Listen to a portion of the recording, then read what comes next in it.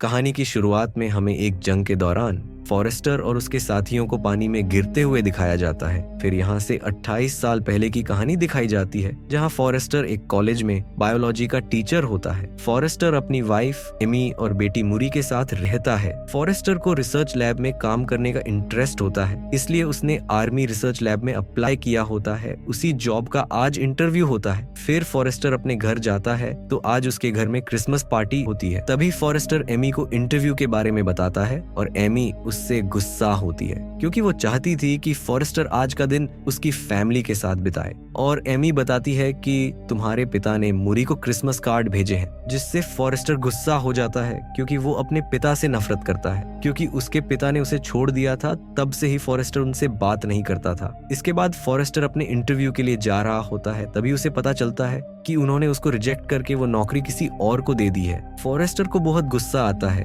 और वो अपनी फाइल को डस्टबिन में डालकर घर के अंदर चला जाता है, जहां वो मुरी के साथ बैठकर फुटबॉल मैच देखने लगता है। तभी मैच में अचानक एक पोर्टल खुलता है और उसके अंदर से बहुत सारे सोल्जर बाहर आते हैं। इन सोल्जर की लीडर लेफ्टिनेंट हार्ट होती हैं। हार्ट सभी लोगों को बताती है कि वो लोग भविष्य से आए हैं, जहां व्हाइट स्पाइक्स नाम के एलियन और इंसानों के बीच जंग छिड़ गई है और वो इस जंग में हार रहे हैं। अगर ऐसा ही चलता रहा तो अगले कुछ महीनों में पूरी धरती से इंसान खत्म हो जाएंगे। हार्ट सभी को मदद करने को कहती है ताकि वो इस जंग में जीत सकें। इस घटना के बाद सभी देश उनकी मदद के लिए आम लोगों की भर्ती करके उन्हें भविष्य में भेजते हैं, पर फिर भी भविष्य वाली दुनिया में इंसानों की आबादी 5 लाख से कम बचती है। साथ ही भविष्य में भेजे 50% लोगों के जान गंवाने से अब सारे लोग भविष्य में जाने के लिए सवाल उठाने लगते हैं। इसलिए सभी भविष्य में जाने के लिए विरोध करने लगते हैं। इसलिए अब सभी को सिर्फ 7 दिन के लिए भेजा जाता है। अगर वो वहां जिंदा रहे तो उन्हें वापस बुला लिया जाता है। अगले दिन जब फॉरेस्टर क्लास में होता है तब उसके फोन में एक अलर्ट आता है।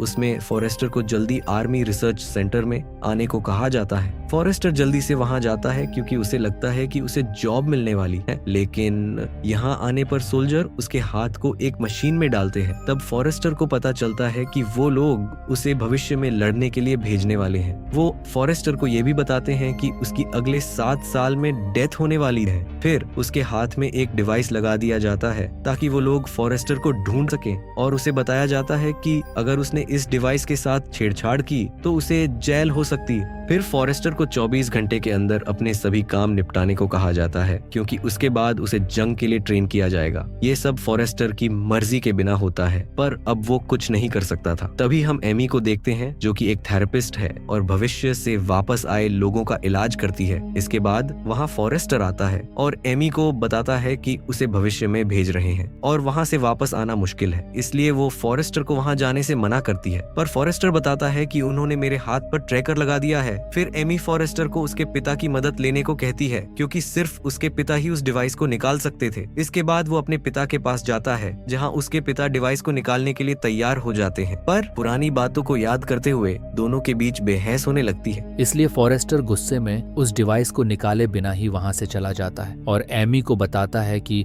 उसे जंग लड़ने जाना ही पड़ेगा। ये जानकर एमी बहुत दुखी होती है। फॉरेस्टर उससे वादा करता है कि वो 7 दिन में वापस आ जाएगा, जिसके बाद वो मुरी को गुड बाय कहता है और वहाँ से रिसर्च सेंटर चला जाता है। यहाँ फॉरेस्टर के साथ कई लोग भविष्य में जाने वाले थे। यहाँ सभी को कपड़े दिए जाते हैं और सबको अलग अलग टीम में बांट दिया जाता है और फॉरेस्टर की टीम का नाम आर फोर्स होता है, जो कि एक रिसर्च टीम होती है। तभी एक लड़की सवाल करती है कि वो टाइम मशीन से पीछे जाकर वार शुरू होने से पहले ही दुश्मनों को क्यों नहीं मार सकती। पर वहाँ बैठा ऑफिसर उसे बताता है कि उनकी टाइम मशीन सिर्फ 30 साल का टाइम ट्रेवल कर सकती है, जिसमें वो सिर्फ 2022 में जाकर वहां से वापस आ सकते हैं। इसके अलावा उन्हें ये भी बताया जाता है कि उनके जो दुश्मन हैं वो कोई इंसान नहीं बल्कि एलियन है। रात होने पर फॉरेस्टर अपने दोस्त चार्ली से बात करता है। तभी इमरजेंसी अलार्म बजाने लगता है और लेफ्टिनेंट हार्ट सबको अभी के अभी भविष्य में जाने को कहती है। पर सबको ट्रेनिंग खत्म करने के बाद वहाँ ले जाना चाहिए था, पर लेफ्टिनेंट हार्ट का कहना था कि एलियंस ने उनकी रिसर्च लैब पर अटैक किया है। अगर वो लैब तबाह हो गई तो वो जंग में हार जाएंगे। इसके बाद सभी को एक जगह पर बुलाया जाता जाता है और फिर एक एक करके उन्हें भविष्य में भेजा जाता है। पर तभी सिस्टम में कुछ खराबी आ जाती है जिसके कारण वो सभी जमीन पर पहुंच नहीं पाते और आसमान से सभी नीचे गिरने लगते हैं। ये वही सीन है जो हमें मूवी की शुरुआत में दिखाया गया था। यहाँ फॉरेस्टर और कुछ लोग एक स्विमिंग पूल में गिरते हैं जबकि बाकी के लोग जमीन पर गिरकर मारे जाते हैं। उधर के हालात देखकर वो सभी डर जाते हैं क्योंकि हर तरफ सिर्फ व्हाइट स्पाइक्स थे। इसके बाद हम भविष्य में कर्नल को देखते हैं जो बचे हुए लोगों से संपर्क करती है। वो फॉरेस्टर को टीम लीडर बनाती है और उसे कहती है कि उसे रिसर्च लैब में फंसे लोगों को बचाना होगा।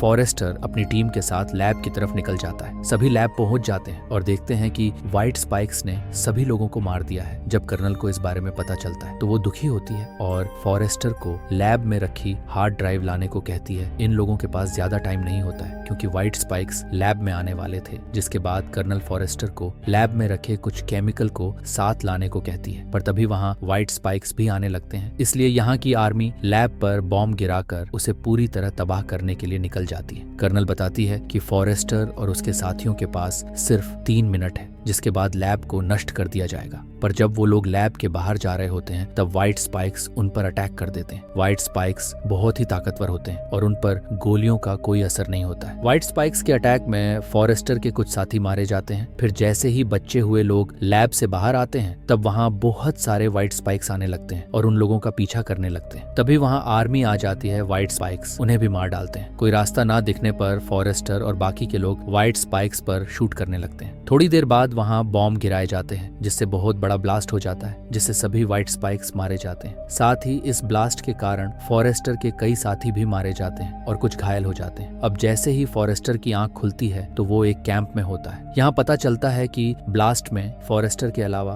उसका दोस्त चार्ली भी बचा था। जब वो दोनों कैंप के बाहर आते हैं तो उन्हें अपनी टीम का एक आदमी और दिखता है जिसका नाम डोरियन है। डोरियन भविष्य में तीसरी बार आया था क्योंकि उसे कैंसर है और वो सिर्फ 6 महीने ही जीने वाला है, इसलिए उसे अपने तरीके से बची हुई जिंदगी जीनी है और घर पर रहने से अच्छा वो लड़कर मरना चाहता है। तभी वहाँ 2 सोल्जर आते हैं। फिर चार्ली और डोरियन को वापस लैब वाली जगह पर जाने को कहा जाता है, पर चार्ली बहुत डरा हुआ था और वहाँ वापस नहीं जाना चाहता था। दूसरी तरफ फॉरेस्टर जब कर्नल से मिलता है तो उसे पता चलता है कि वो उसकी बेटी मूरी है क्योंकि मूरी फ्यूचर में बड़ी हो चुकी थी। फॉरेस्टर उसे कर्नल की पोस्ट पर देखकर बहुत ही खुश होता है और खुशी से रोने लगता है। तभी फॉरेस्टर उसके गले लगने वाला होता है, तब मूरी उसे रोक देती है। साथ ही उसे कहती है कि मैंने आपको यहाँ पर इमोशनल होने के लिए नहीं बुलाया है बल्कि एक खास कारण से बुलाया है। जब फॉरेस्टर उससे पूछता है तो मूरी उसे वक्त आने पर सब कुछ बताऊंगी कहती है। इसके बाद मूरी फॉरेस्टर को अंदर ले जाती है और फीमेल व्हाइट स्पाइक्स के बारे में बताती है। मूरी का कहना था कि फीमेल व्हाइट स्पाइक्स बहुत ताकतवर और गुस्सैल होती है जो कि जमीन के नीचे अपना घर बनाती है और मेल व्हाइट स्पाइक्स को पैदा करती है। इस फीमेल व्हाइट स्पाइक्स की रक्षा सभी मेल व्हाइट स्पाइक्स करते हैं और उसकी रक्षा में अपनी जान तक दे देते हैं। इस मिशन में वो फीमेल व्हाइट स्पाइक्स को पढ़कर उसके डीएनए से एक जहर बनाना चाहती है जिससे सभी व्हाइट स्पाइक्स को मारा जा सके। असल में अभी तक सभी मेल व्हाइट स्पाइक्स को मार रहे थे लेकिन फीमेल व्हाइट स्पाइक्स को मारना मुश्किल था। अगर फीमेल व्हाइट स्पाइक्स मर जाए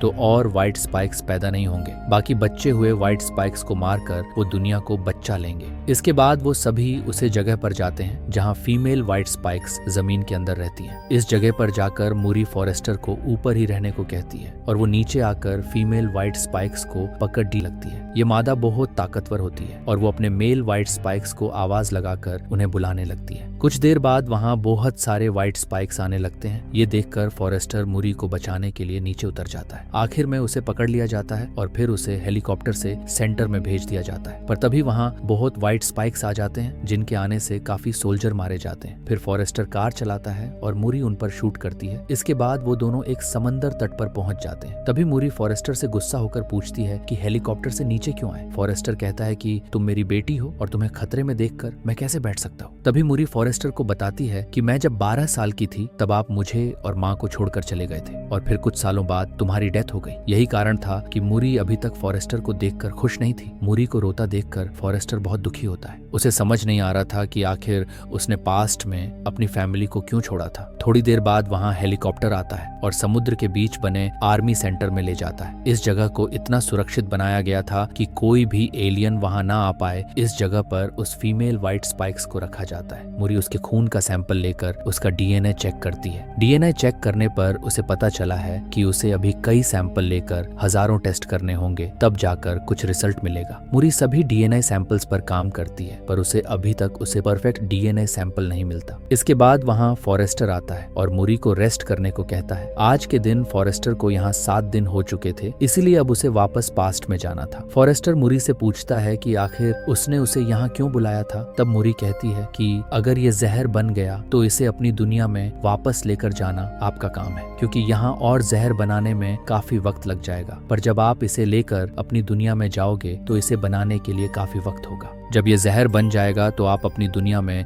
जंग को शुरू होने से रोक सकते हैं। इसी दौरान उन्हें शुद्ध जहर मिलता है, पर तभी वो फीमेल व्हाइट स्पाइक्स जाग जाती है और जोर जोर से चिल्लाने लगती है, जिसकी आवाज सुनकर सभी मेल व्हाइट स्पाइक्स वहां आने लगते हैं। इनकी संख्या इतनी थी कि सबको मारना मुश्किल था। व्हाइट स्पाइक्स बुरी तरह से सोल्जर को मारने लगते हैं। उस वक्त फॉरेस्टर और मूरी एक साथ होते हैं, तभी मेल व्हाइट स्पाइक्स उस फीमेल व्हाइट स्पाइक्स को आजाद कर देते हैं। अब फॉरेस्टर को जल्द से जल्द हेलीकॉप्टर पर पहुंचाना होता है, जहां से वो वापस पास्ट में जाएगा, लेकिन इस जगह पर काफी व्हाइट स्पाइक्स आ जाते हैं। दोनों उन्हें मारते हुए आगे बढ़ते हैं कि तभी फीमेल व्हाइट स्पाइक्स मूरी पर अटैक करके उसे घायल कर देती है। इसके बाद फॉरेस्टर मूरी को लेकर आगे बढ़ता है। तभी टाइम ट्रेवल मशीन शुरू हो जाती है और मूरी फॉरेस्टर से माफी मांगती है और कहती है कि मैं भी आपसे बहुत प्यार करती हूँ। फॉरेस्टर मूरी को भी पास्ट में ले जाना चाहता था, इसलिए वो उसके पास ही बैठ जाता है, पर तभी वहाँ फीमेल व्हाइट स्पाइक्स आ जाती है और मूरी को पकड़ लेती है, उसे पानी में खींच लेती है। फॉरेस्टर भी उसके पीछे ही छलांग लगाता है, पर उससे पहले ही टाइम मशीन उसे पास्ट में भेज देती है। यहाँ फॉरेस्टर के साथ साथ चार्ली, डोरियन और बाकी के कुछ लोग भी आ जाते हैं। फॉरेस्टर लिeutenant हार्ट को वो जहर देता है और बड़ी संख्या में बनाकर भविष्य में भेजना चाहता है, पर हार्ट बताती है कि अब जंप लिंक बंद हो गया है, यानी कि अब वो टाइम मशीन का यूज नहीं कर सकते। फॉरेस्टर भविष्य में मूरी की मौत को लेकर बहुत दुखी होता है। जब वो घर आकर मूरी को देखा है तो उसे गले लगा लेता है और रात भर उसके रूम में ही बैठा रहता है। जिसके बाद एमी उसके पास आती है। तब फॉरेस्टर भविष्य में होने वाली जंग को रोकने के लिए कुछ करने की सोचता है, इसलिए वो सबसे पहले डोरियन के पास जाता है और उससे व्हाइट स्पाइक्स का नाखून मांगता है, जो कि डोरियन ने जंग के दौरान अपने पास रख लिया था। इसके बाद वो दोनों उसी नाखून को लेकर चार्ली के पास जाते हैं। चार्ली उस नाखून पर रिसर्च करता है तो उन्हें पता चलता है कि उनके नाखून पर ज्वालामुखी की राख लगी हुई है। चार्ली बताता है कि ये राख चीन में फटे ज्वालामुखी की राख है। तब फॉरेस्टर कहता है कि हार्ट ने बताया था व्हाइट स्पाइक्स का पहले हमला रशिया में हुआ था, फिर उनके नाखून में चीन के ज्वालामुखी की राख कैसे आई। तभी फॉरेस्टर को उनका एक स्टूडेंट याद आता है जो कि ज्वालामुखी के बारे में बहुत कुछ जानता था, इसलिए वो तीनों उसके पास जाते हैं और लड़का उन्हें बताता है कि आज से 1000 साल पहले चीन में ज्वालामुखी फटा था, जिसकी लहरें रशिया तक पहुंच गई थी और फिर वो बर्फ में दबकर वहीं पर जम गई थी। ये सब जानने के बाद वो समझ जाते हैं कि जरूर कोई एलियन शिप वहां आई होगी और फिर बर्फ के ढकने कारण वो वहीं दब गए होंगे, जो कि भविष्य में बर्फ पिघलने के बाद धरती के ऊपर आ गए। इसके बाद फॉरेस्टर और चार्ली डिफेंस सिक्योरिटी के पास जाकर उन्हें सारी बातें बताते हैं और रशिया जाकर सभी एलियंस को जंग के पहले ही खत्म करने को कहते हैं, लेकिन वो उन दोनों की बातों पर यकीन नहीं करता है और उनका साथ देने से मना कर देता है। इसलिए वो तीनों खुद वहां जाकर उन एलियंस को मारने का सोचते हैं। अब फॉरेस्टर अपने पिता से मदद मांगने के लिए जाता है क्योंकि उनके पास हवाई जहाज था।